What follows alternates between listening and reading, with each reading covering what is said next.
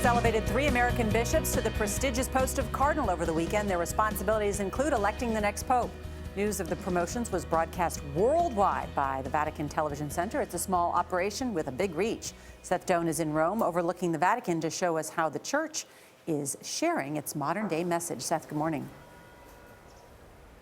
Good morning. Even if you are not Catholic or not religious, it would be hard not to be impressed by the images coming out of Vatican City this weekend.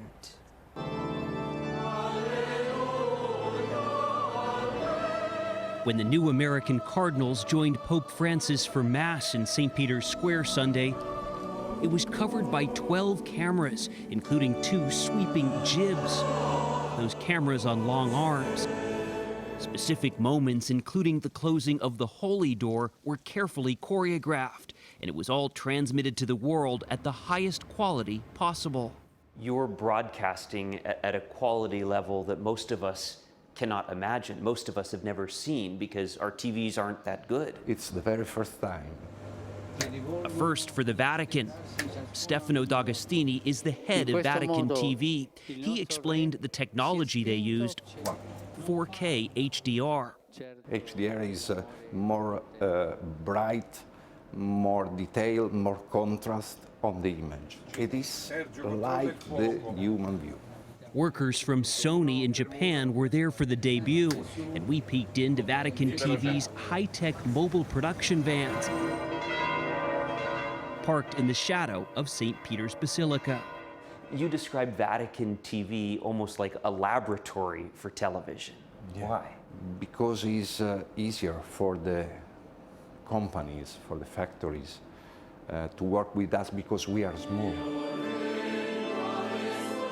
CTV, its acronym in Italian, has just 21 full-time employees. Vatican Television is like the mouse that roared, okay? It's a tiny operation if you look at the number of people, but the quality is really great. This is one place. Greg Burke is a former Fox News correspondent who now runs the Vatican press office. You're a TV guy. When you see that operation at Vatican Television, what do you think? I think, wow. Its unparalleled access allows viewers the chance to see the world and the crowds as the pontiff does. Vatican TV is hardly an independent observer. Rather, it's part of the church's massive PR apparatus. Reminders of its mission are on screen and off.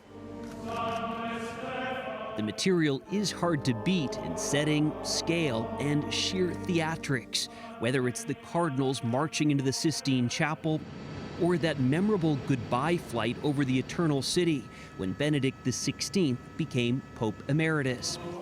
Vatican TV is digitizing and archiving decades of material.